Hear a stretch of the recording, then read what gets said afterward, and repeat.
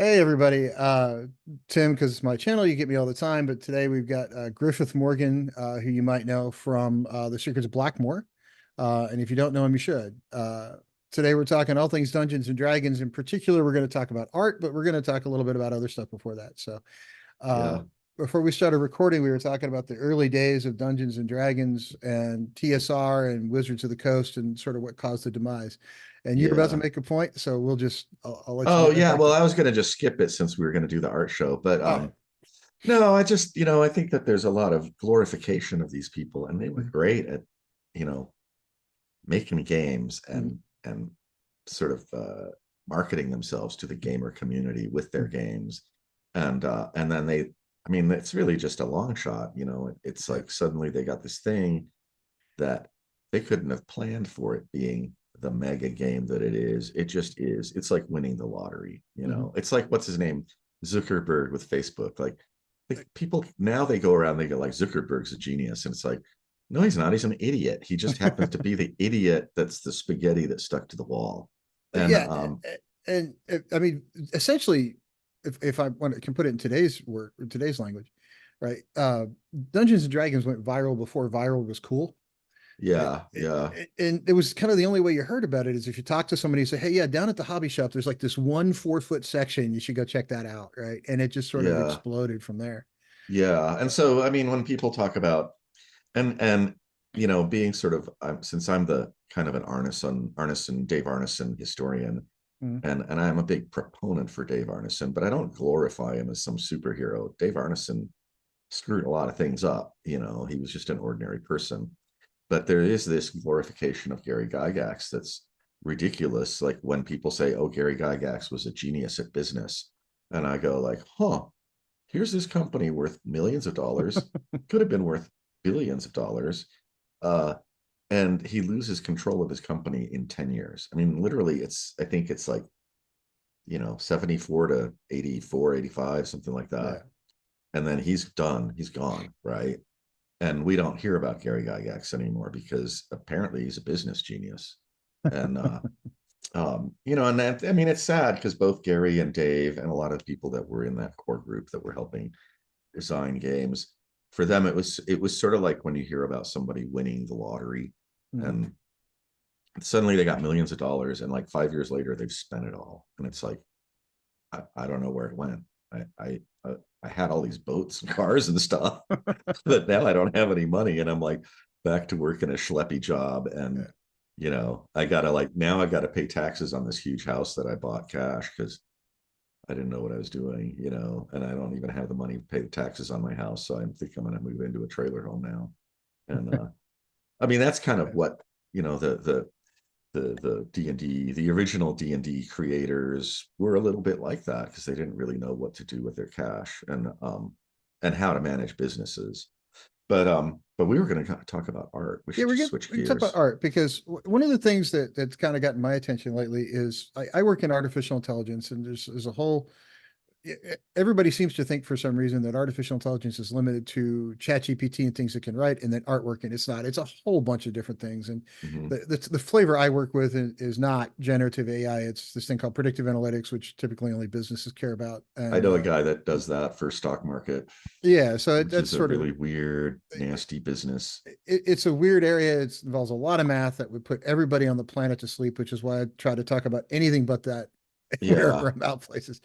But the thing about the artwork discussion that caught my eye is, yeah, there's a lot of, for me anyway, one of the things about Dungeons and Dragons and Dragonlance, which is all behind me, and Forgotten Realms and the whole thing, was that the artwork kind of added to the story so much that it was sort of 1 + 1 = 3, right? So the story by itself Yeah. is great, the artwork by itself is great. You merge those two together, and you have something really It's special. synergistic is what I mean, Yeah, each and is 75% of the story. yeah, each exactly. And one of the things that gets me, and you've been around the game for a long time, is that the newer stuff I think is more designed by committee. I think it's got a lot of fingers in the pie where there's a lot of people going, oh, it has to be like this, it has to be like that. And the artists are kind of like, okay, I'll do something that keeps everybody happy. So it Well, kind they're of just getting paid well finally, right. But I think it's limiting the creativity that you can get. And I think some of the older stuff kind of was, at least for the time, a lot more creative. So let's take a look. at like this one, Yeah, I was just which about to hold that up. Yeah, which for today's standards would be like, okay, it's the cover of a kid's book. But for the time, remember, this is before it's iconic. I mean, it's before yeah, printers, right? This is before you had to go take this out to a print shop and have this like silk screen or something. I mean, this was not like just go run down to the yeah. Xerox shop and do it, right? This was a lot harder then. And then you had to get, they had boxes. And then if you look at these old boxes, they're like, I mean, if you go back to me on screen, because I got one right here, you had to glue it together. Yeah. And they had like a weird overlap system where there's like a flap that goes over this way. So it glues this way. So it matches up. Yep. But, it had to be glued together and assembled by people. Yeah. And this was all done in America. Good jobs for people, like, nobody wants to do the same thing like a cog all day long, but by golly, doing that as opposed to not having a job is a great thing, It is. you know. Um, but Well, the other thing I get about this is that artwork like this one uh at least kind of tells you a lot of what you're in store for, right? So of course, yeah, introductory modules up there, but you've got magic users, you got fighters, you got armor, you've got dragons, right? It says a whole lot about kind of what's going on in one spot. And okay, it's by today's standards, the art was not super fantastic, but it at yeah, least gets those points across. And I think was an interesting first step. And the part that gets me about like this one is TSR had no money when they were putting this one out. I mean, they were running out of Gary's yeah. house at this stage, right? This was not the TSR that could throw 50 grand at something. This was the TSR that was like, okay, I'll buy you lunch Right, if you'll right. help. I mean, they were probably, I don't know, maybe they were bringing in $1 million a year, but you Yeah. still got to pay everybody. And out of that $1 million, let's say you bring in $1 million, 20% of that is going to be fabrication costs. So okay, we got 80,000 or $800,000 or not, yeah, $800,000. And then well, you got each of the authors Marketing, gets like, I think Dave Arneson got a 10% share at that point. right. And then you've got So out of that marketing, 80, you've got shipping, you've got all these other ancillary costs yeah, around it too. just it adds up. And so the the yeah, the pie just gets smaller and smaller. Yeah, even in And the 70s, $1 million is when you're running a business is not what everybody thinks it is. It's if you got 6 or 10 employees, that's everybody's salary, everybody's if they offered health insurance at this point, it's all that stuff thrown in a pile, right? yeah, I wanted to get back to, because you brought up the whole AI thing. And Mhm. so my big interest before I got into doing all this stuff was I had been studying cognitive science and I was working towards a degree in that. Um and then I came up with this idea um for this like internet company that was sort of, it was going to be a social media platform. And I had some great ideas for doing that were, I still don't see these ideas out there, but it was all based on, instead of like taking a paradigm of we're going to make this code and then we're going to like figure out how people interact with it. It was the reverse. It was like, this is how people work, and we're going to make a tool that works like people. And so it will be easy for people to use it because it will be a useful tool to them. I kind of came up with the idea when I was trying to write a big thesis, just kind of for myself, because I do that. I'm totally ADHD. So if I take a college course, I might not do all the homework for the college course, but I'll be reading 10 times as much stuff about the subject on my own.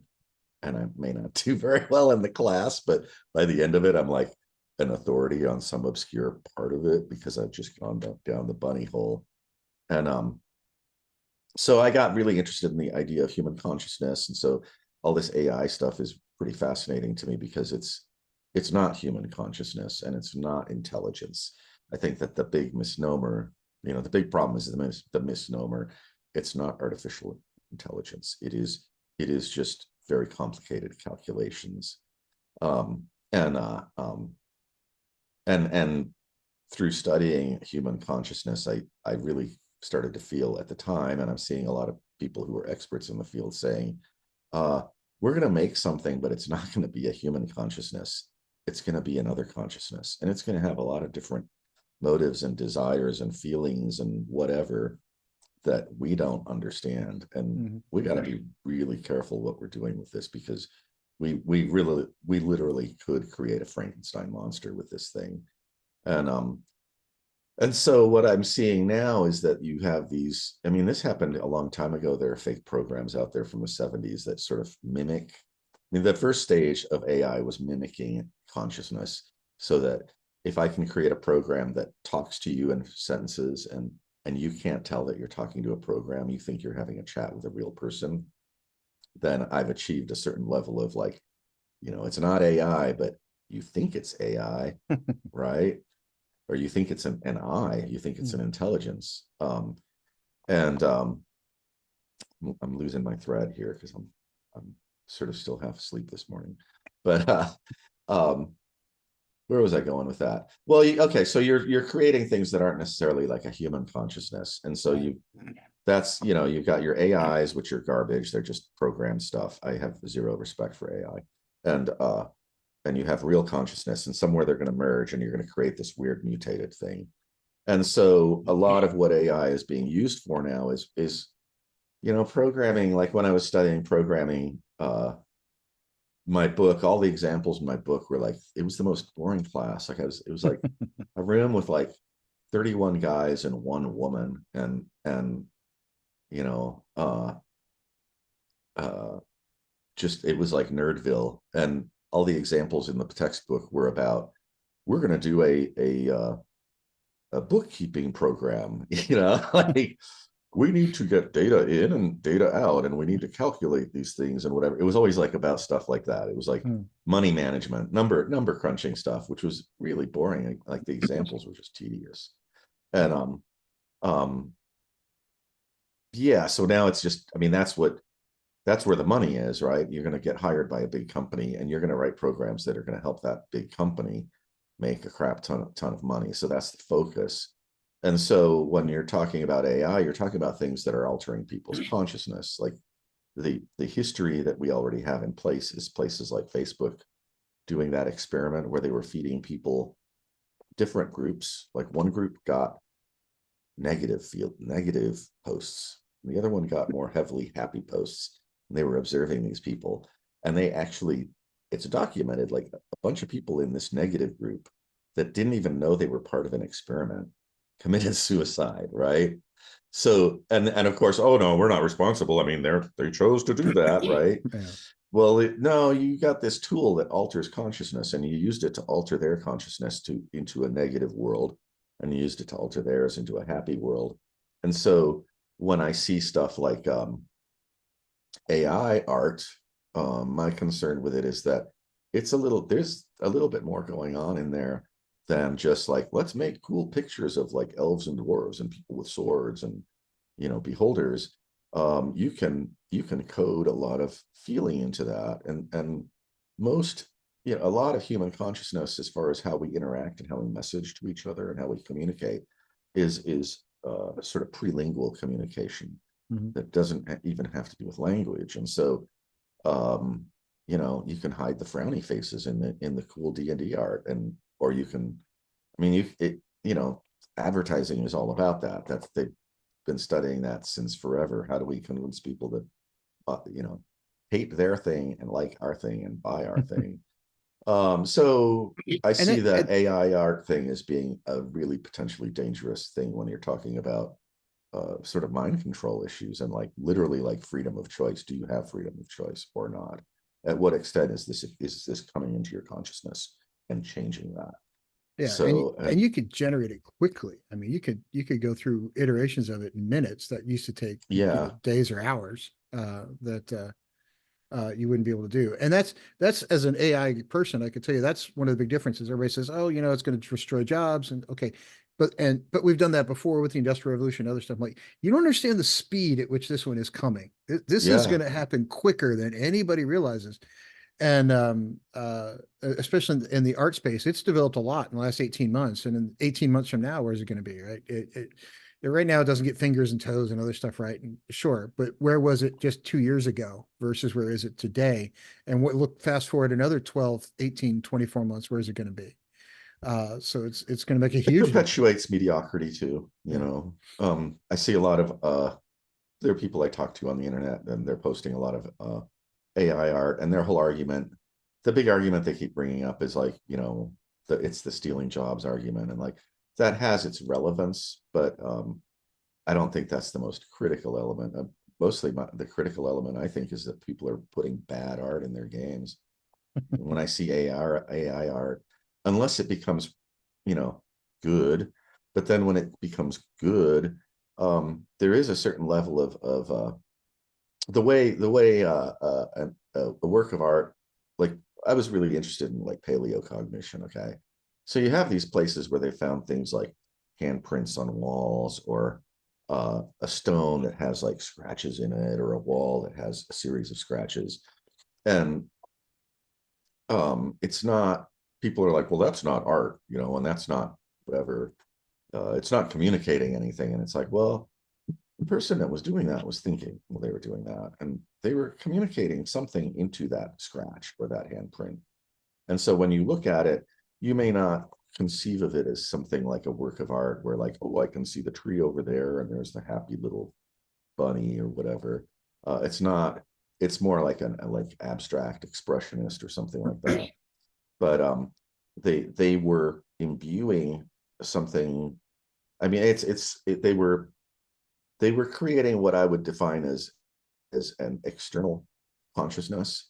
So they're Mhm. taking consciousness from inside of themselves, and instead of putting it in you by talking to you or emoting to you somehow, they're putting it in an object. And so you have these objects that become these containers of thought.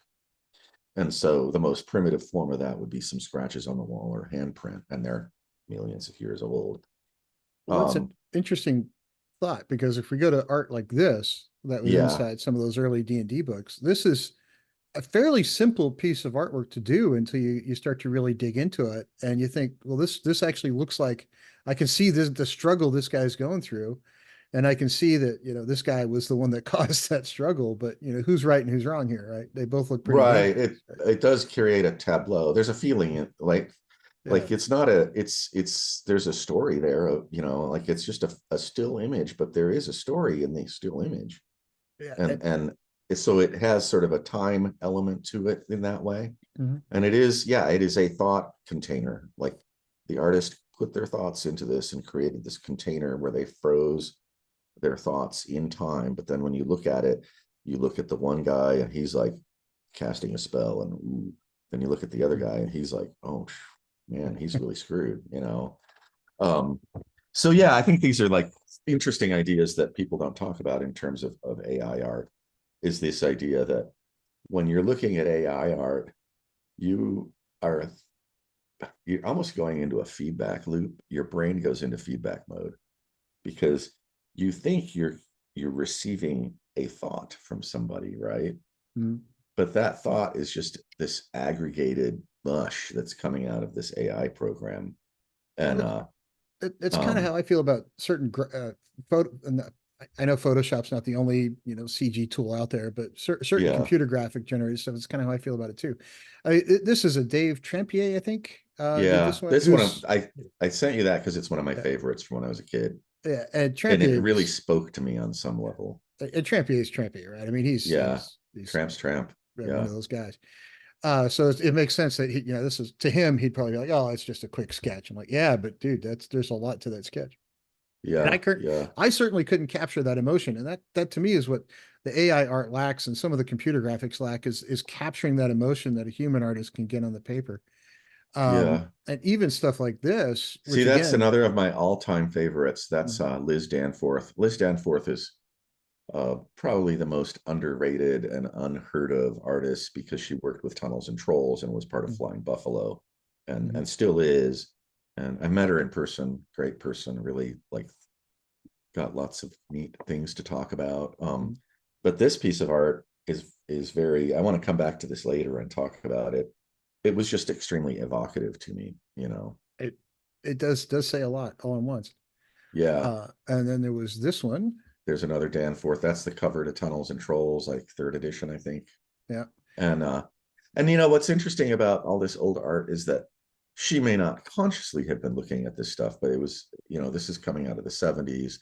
So you know, you can trace back this art to like sort of the Art Nouveau style, Mhm. you know, or even it was a Even big people like Aubrey Beardsley that did a lot of pen and ink like that.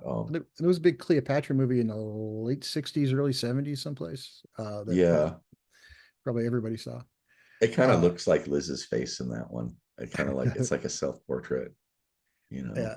So this is where I started digging into this stuff because I played way back here. This I have that monster manual. I pulled a stock image to get a better picture of it, but and then of course this is the new edition. And I get that the new edition is a little more sort of computer graphicy and probably a bit more high tech than this one, but the original one to me still has a lot of charm to it, and I think it was a little better thought out than the Beholder coming to munch on people. Uh, Yeah, you could say, well, yeah, but this is so old school. Who cares? And this one isn't. But to me, the new Monster Manual, and even my kids said this. My 14-year-old, who's now become interested in this sort of thing, he said it kind of looks like almost. And I don't want to degrade any of the current author or the current artist, but he said flipping through the Monster Manual now, it kind of looks like clip art. And yeah, flipping through the old one, he's like, it kind of looks like actual art, right? So he was kind of even he said the same thing, and he's 14, so right. he's not known for liking dad's old stuff. He likes his new stuff, but this one he kind of did, and the same here, right? You got the player's handbook and this cover versus this cover. I mean, honestly, I'm old enough to remember the Satanic Panic, where every parent was like, "Oh, you're all going to go to hell if you play this game, and don't play it in my house because you'll accidentally summon a demon or some weird thing."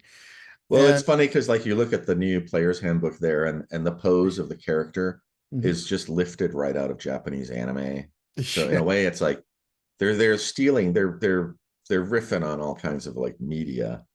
And so there's this weird blend between like that's kind of a Japanese anime flying pose that looks uh, really Sailor Moon to me or something like that.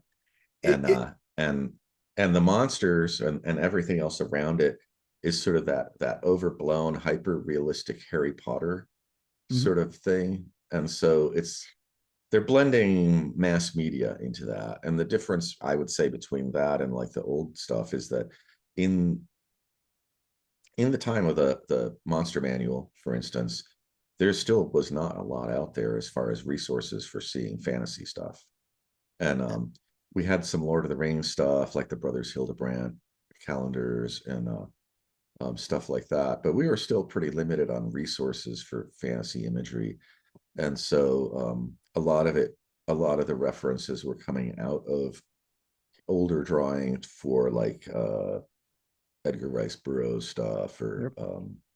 trying to think of any other. Frank Frazetta was around doing some of the covers for Conan and some of the other stuff. Yeah, Conan stuff and Yeah. Conan stuff. When a 14-year-old looking at those Conan girls. Woo. And the old Tarzan covers, right? So there was Yeah, some and the Tarzan covers. covers Fiery, for the same hot. thing. Yeah. And then of course you go over to Gore and it just gets really weird, right? So Right. Gore is just yeah. uh, But but this the other thing this does is the original one here, which again is Trampier, if I'm not mistaken. I could be wrong, but I think it's Tramp. I've been in the room with that actually. The Like real one. It yeah, a guy Paul Stormberg has a couple of the originals. He may have all three hanging in his game room. So I played Nice. D&D. I played D&D in a room with the original Advanced Dungeons and Dragons cover art. And Yeah, it's now I'm a little jealous. But again, this one to me actually says more about the actual game than this one, right? This one doesn't really tell me much about. I mean, yeah, okay, people are going to fight, right? But this one is, dungeon crawling at its finest. It's like, okay, where's the map? I got to clean up my sword, steal the treasure, right? This is dungeon crawling, right? It's yeah, finest. yeah. Well, I Uh, think that there's a real like the tableaus. mhm. We did that in Tonisborg. Like you come back to me for a second. I don't know if you can see him very well, but if anybody has Tonisborg, we hired an old artist from the 70s and he did these little tableaus for us, which kind of go throughout the whole book. I've just got to dig one up in the book here. Of course, when I want to find the art that I'm looking for, it just disappears in the pages. And then later I'll open it and it'll open right to the page I want to look at. Well, he created these characters, for instance, on this page here. Mhm.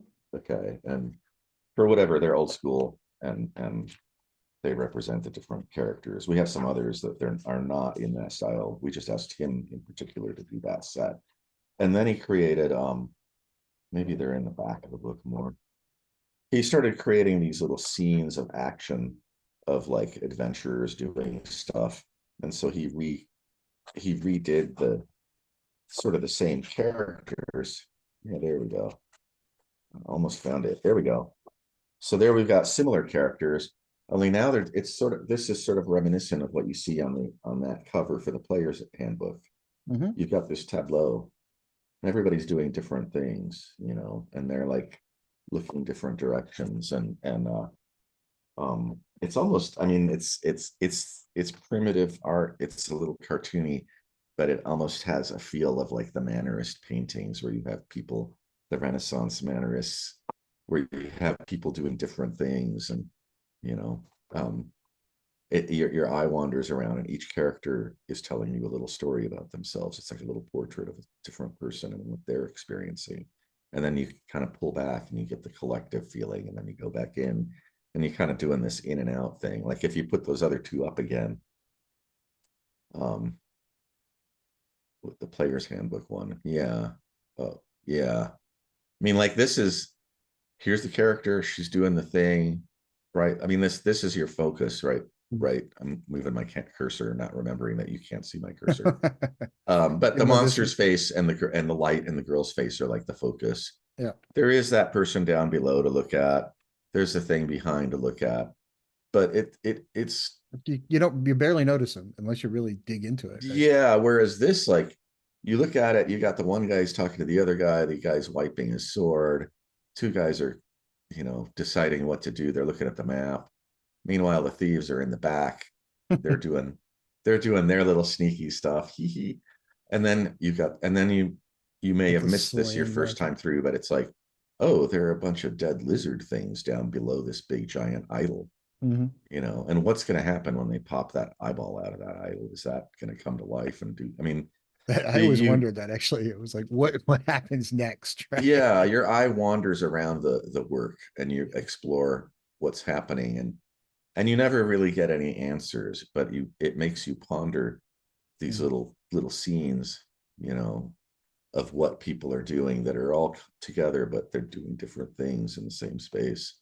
right. um yeah, I think it's a lot more evocative than what is on the other thing.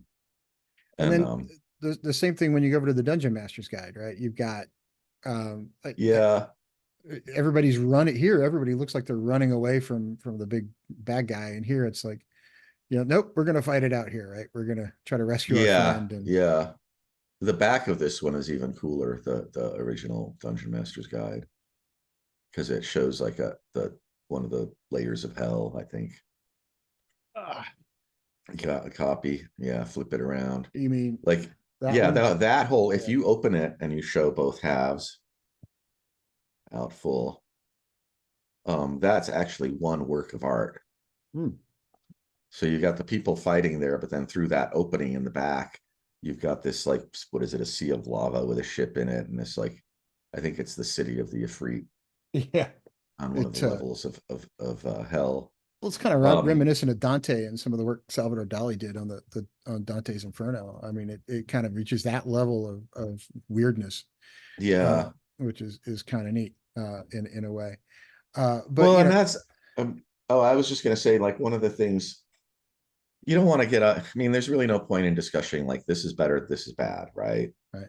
But what are the differences here that we're seeing? Like, one, and the big difference you're going to see in the new D&D art is that all the artists got a style sheet and examples of art, and to the point where now, like, I mean, they do that with their magic cards. They've got like 20 different artists doing the cards, but they all look the same, right? Because they're all having to follow these rules, which that in itself, like telling an artist to, like, you're not allowed to do your own thing, right? You have to follow the style sheet.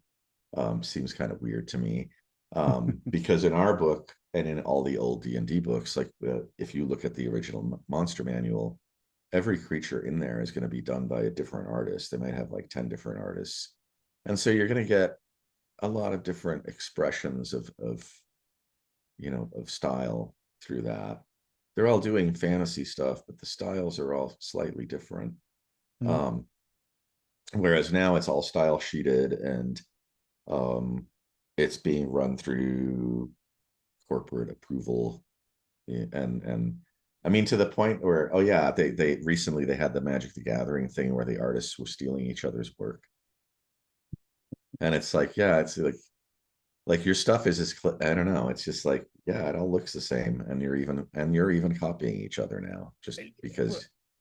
a lot of what goes on now, right, is they take a digital file and like, okay, I'll just take yours and modify it for mine, right? So you wind up with the same image, like in 16 different modifications, which I get, it saves a ton of time, right? It really does, rather than trying to do something from scratch. But by the same token, you don't really get any variation, right? It's sort of the same thing, just in a slightly different angle or something. And it There kind were of, those artists in the 80s that would take a famous work of art, or else mm, even just somebody else's photograph, and they would take a picture of it. And so the whole gimmick, it was like kind of, it was, it was forgot, like conceptual art, mm, which often it's I don't know if I'd call it art. It's just ruminations on the legality of something or something, or the interpretation of something. But the whole gimmick was, it's not it's not that thing. It's my thing now, and now I own it, and this is my picture I of the own this Eiffel Tower. photograph of the Mona Lisa, right? This photograph of a photograph of Yeah, the Mona Lisa. Yeah, it's, even yeah, better. Let's go three generations. A photograph of the Mona Lisa. That's a photograph of the Mona Lisa. Yeah. yeah, it just gets silly. But yeah, and I think a lot of times that's, you're right, that kind of doesn't kind of get the same emotional resonance that you get from a human artist creating something from scratch. Uh, Yeah. and you wanted to go back to this one. Well, Uh, that I think it's worth.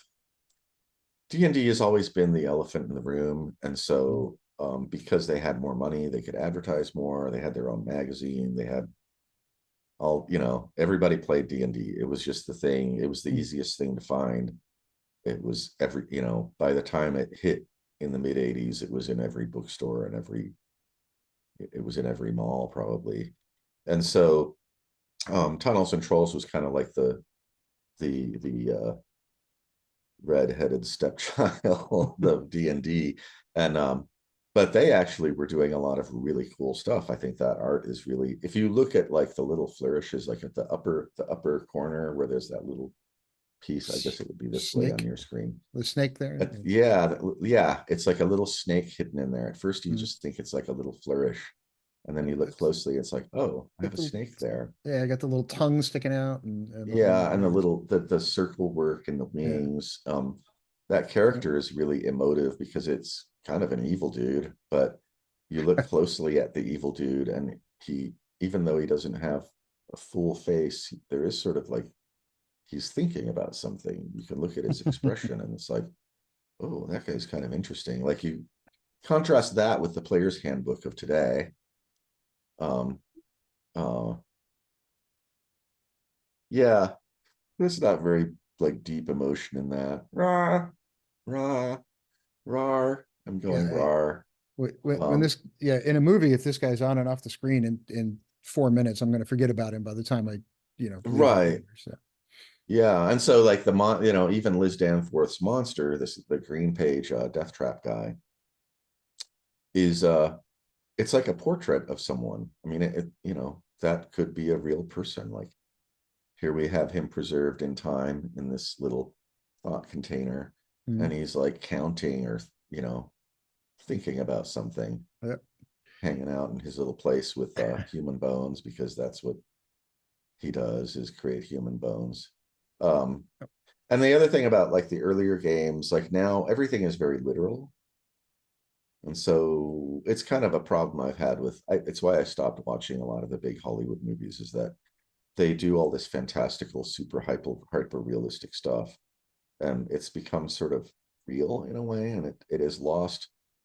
It doesn't feel magical anymore. It just feels real. I'm looking at Yeah. the screen, and that's my reality out there. Well, And I try to convince my kids, and they've done it to some extent. If we're going to see, if you want to see a particular movie, try to read the book first, right, and then see the movie. Yeah, and or read the and book and don't see the movie is my read the book and attitude. don't see the movie. But Yeah. dealing with teenagers here, so I got to pick my battles, right? So Yeah. but I refuse to watch The Lord of the Rings. I've never seen it because I've read those books so many times that I've got this movie up here and it's so beautiful, well, and magical. that's the thing is that when you watch a movie or watch a streaming series, you're seeing someone else's interpretation of that book, right? Yeah. You're not getting to interpret yourself. And I had this big fight with somebody online the other day about a book I was actively reading, and I'll do a video on here in the next couple of days when I finally finish it.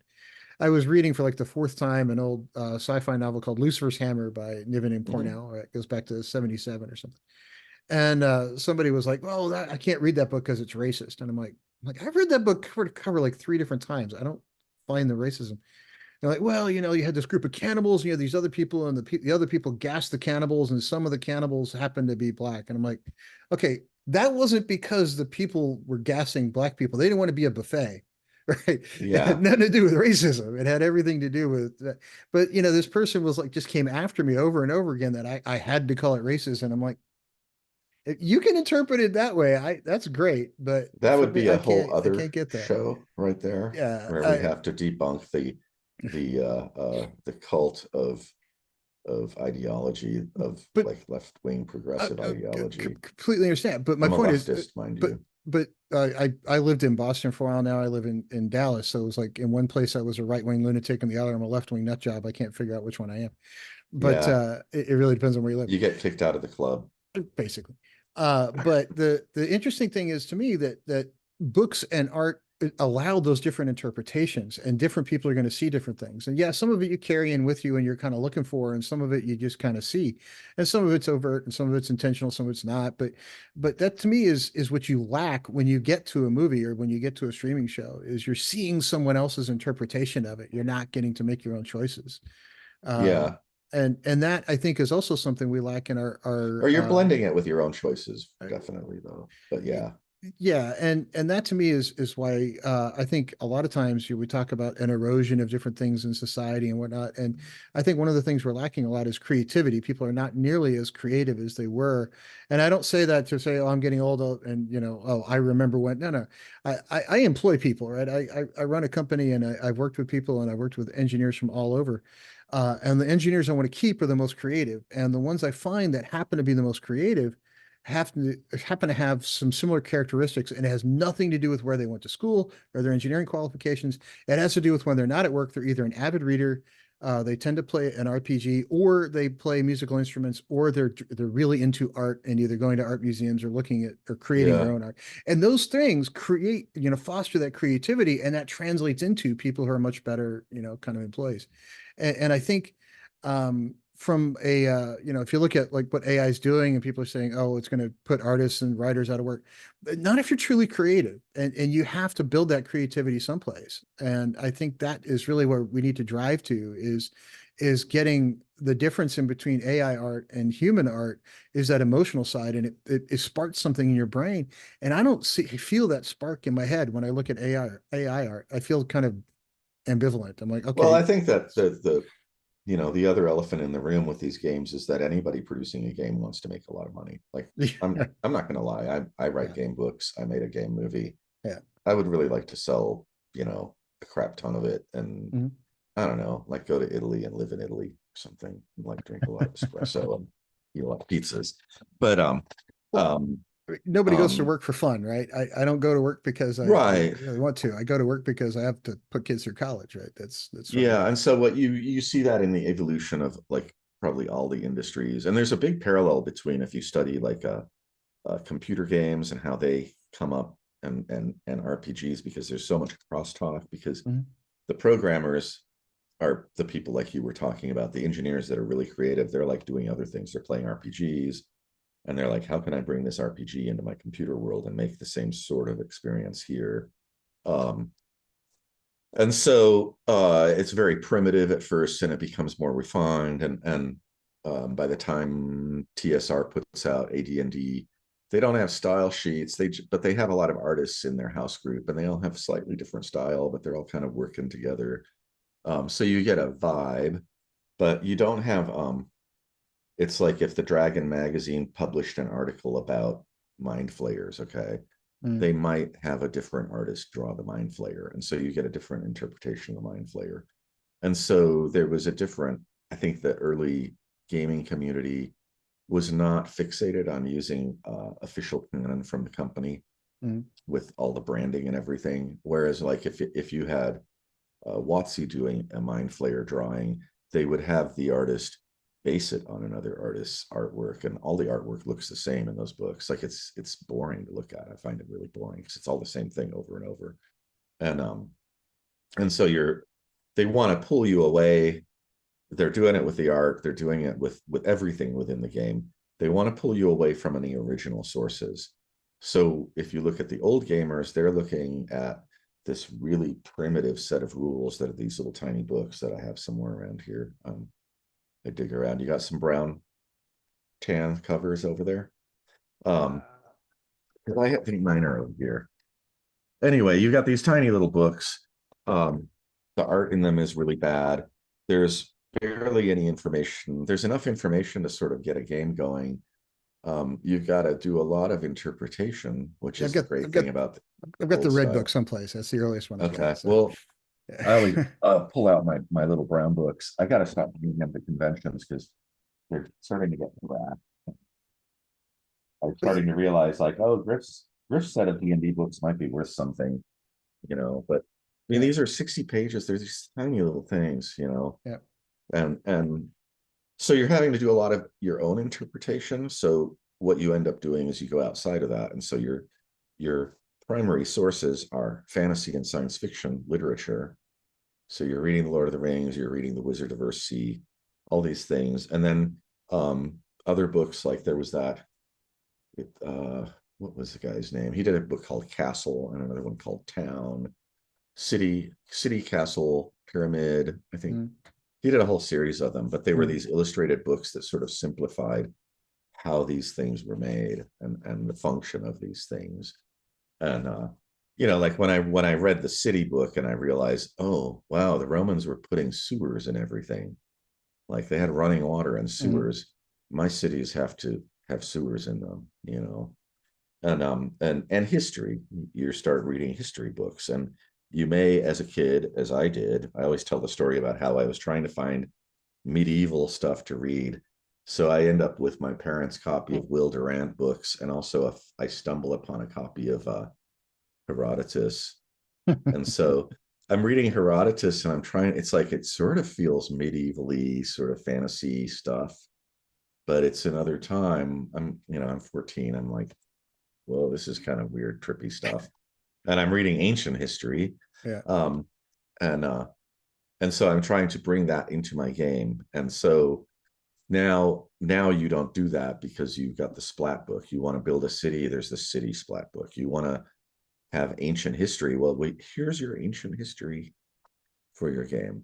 And Right. so it's all about regurgitation, and they've been studying how the video game industry works. And so they're using all the techniques that the video game industry uses to uh, market games and to keep you in the loop within that game. I mean, one of the big things with my social media company that I was trying to break out of is that the internet was conceived as this place where you had these things called hyperlinks, and you could put those. Originally people would do an article and they'd like spread all these little links, and you could go find resources like the word castle will link to something on castles. Hmm. And now you go to sites and everything is a cul-de-sac. They want you go through your browser, or not, you go through your search engine, you search for stuff, you're already being fed stuff that the search engine wants to feed you, because they're like these search engine bubbles that get you stuck in these little loops of like 50 pages. And so you go into the page, and once you're in, and they aren't going to link you out to anything. um Well, I mean, that's the point. That's what it's social media companies, self-referential. I mean, that's what social media companies' algorithms are for, right? Is to keep you on their site. They don't want you to leave, right? Yeah, Everybody wants to stay there. And that's the same on any website. Everybody wants you to stay in that one website. They don't want you running off someplace that's why else. I barely use Facebook anymore. I Yeah. think Facebook is one of the most evil things ever conceived. And if it's like, you look at it, I was looking at it earlier today for some reason, and And I was like, you're starting to scroll down in the feed and you're looking for entertainment or looking for something. And these are all these like tiny feelings, and Mm. they kind of clutter your brain and don't give you time to just sit back and relax and ruminate. And and that's kind of the, even with art, like we were talking about the old art, it was sort of things you would ruminate on, like those tableaus Yeah. and things. I mean, some of that art, like on the Legend of Huma, right behind me here, right? You look at some of the art on those older books, and it kind of it sticks with you, and you want to kind of go back and think about it and come back again. And there's a couple of accounts on Twitter that I follow that are really specific to Dragonlance art, including one by Yo Dano, who is Yeah, pretty much Yodano's fun. I yeah. saw him at Gary Con. Yeah, it's pretty much nothing but I mean, I love his feed, right?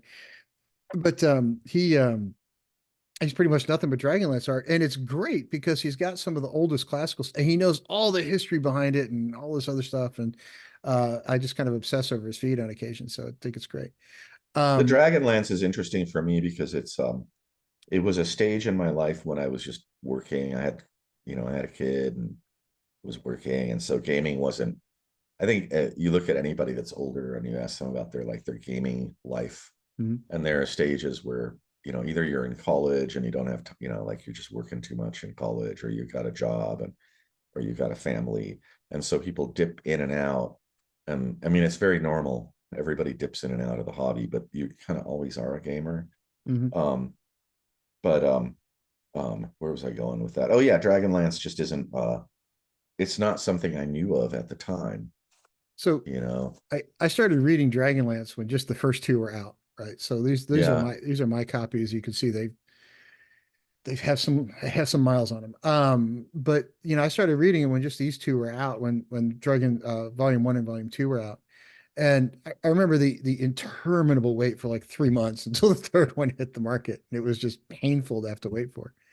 And part of it was, and this was another thing that got me on the artwork kick, is that those books all had chapter art at the beginning of each chapter that had something to do with what was going to go on. It was sort of a hint. It was a little pencil it was really sketch or something. cool. It was really cool chapter art, right? And it was like a hint at what was coming, but it didn't give anything away, right? It was like a hint with no spoil. It was like a preview of coming attractions. But the artwork on those covers which has undergone evolutions over the years. And I don't think good ones. I think the original art was better. I don't know why they changed from it, but they did. Yeah, I don't run Wizards of the Coast, so I can't tell you. But the point is that those books really had the artwork sort of synergistic with everything so well that I kind of obsess over them. And every 5 or 10 years, I go back and reread the original six that came out, the Chronicles and Legends. And this time I was excited because I got to do it with two of my kids who were reading them in parallel with me, and they got to experience it for the first time. So it was kind of cool for me to get to see that. But I think we should wrap it up there. This has gone on for a while in internet time, unless you've got something oh, else I'm just specific getting you want to talk going. to. Well, how long have we been going? I can't tell what A time it little over an is. hour. Oh, well, Uh, I wanted to talk about like even the were rats oh, in hey, bring it this. on. Okay. I don't know if it's hard to get a good focus on that, but this drawing, was Oh yeah. extremely evocative for me. It's one of my favorites in the original Monster Manual. Um, um, but Yeah. but uh, but what you were saying, what I was going to say, just to complete my little thought about Dragonlance, is that I never got to get into it.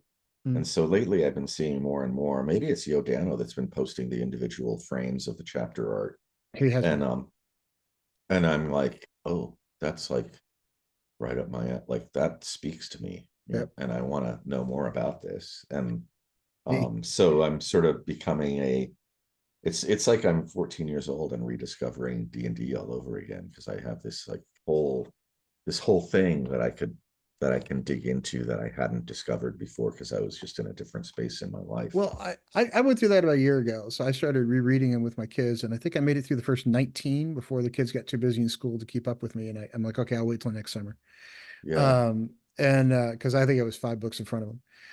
So I started picking up Forgotten Realms again, which was another series of books that came out, right? There's like 250 of them now or something. But when the Forgotten Realms novels started hitting the streets, that was another one that just had some great artwork on the front covers of them that kind of went well with the novels themselves. And I don't want to say because I've written a couple of books, and you've done the movie, and I hate to say that cover art makes the books, but let's be honest, cover art is your first impression of that book. It's your first, hey, look at me kind of moment. And if you don't put great thought into your cover art, like that, you don't, you're not going to attract people in to go look at it, right? You could put, oh, it's by so and so. There's a few people out there who can now sell a book without doing great cover art, and they're like Stephen King, James Patterson. You go down the list of people who are just instantly known, and they could do it, right? But if you're me, if you're TSR at the time, who had never gone down this pathway, you've got to do something to pull people in, and they were fantastic at it. Uh, Yeah. Well, and I mean, this is all this stuff overlaps. Like there's a lot of drama. There's the whole Gamergate 2 thing going on now.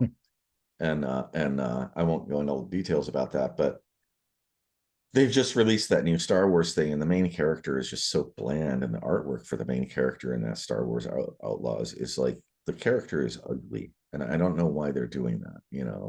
And so they're trying to bring in all this sort of like political ideology of like, well, we want her to look like an average girl, or an average woman that can do all these things, and it's like, um, I don't know, I don't want to spend, she's got bad hair, she's got bad teeth. I'm not going to spend however long, it takes you 10 hours to get through the game. I'm not going to spend 10 hours looking at this ugly character. I'm not going to buy your product. Like what you're saying, it's like, what's on the cover, right? Like there's sort of, it's interesting because their messaging is all wrong. They're producing garbage. And then they're doing the same thing with the Tomb Raider thing.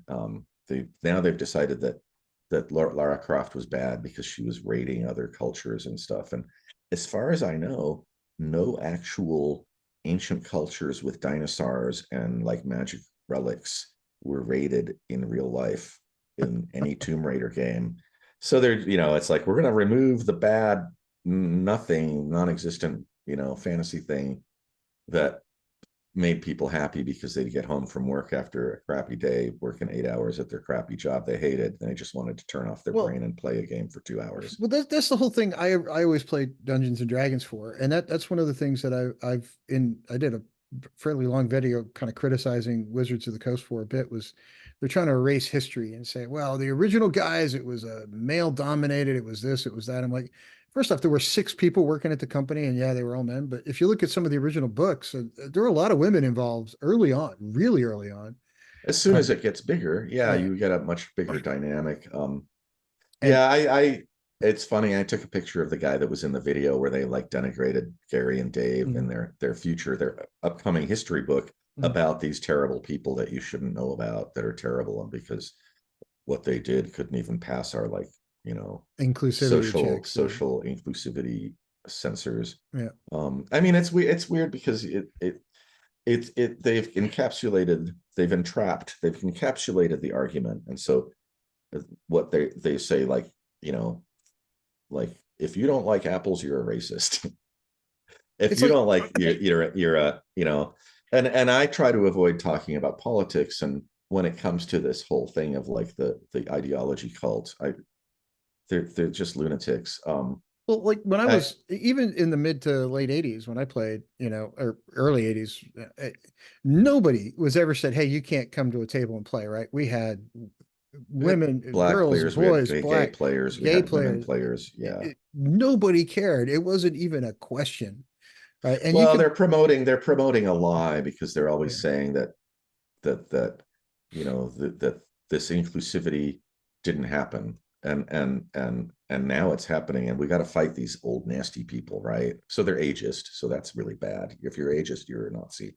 But yeah, I always tell people, like, well, when I was looking for samples of people playing games for the movie Secrets of Blackmoore, what I found was a a set of infomercials that were done by SPI in 1977.